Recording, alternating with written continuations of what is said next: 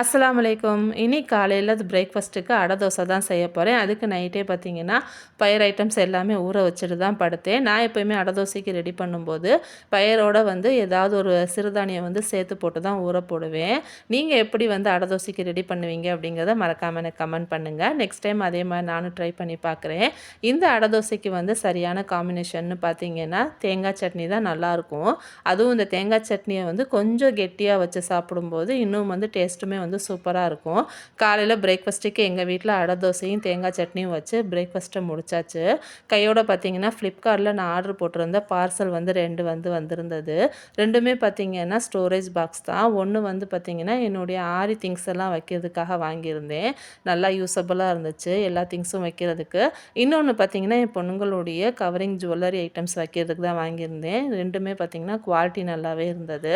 நாளைக்கு ஒரு வீடியோவில் பார்க்கலாம். தேங்க்ஸ் ஃபார் வாட்சிங்.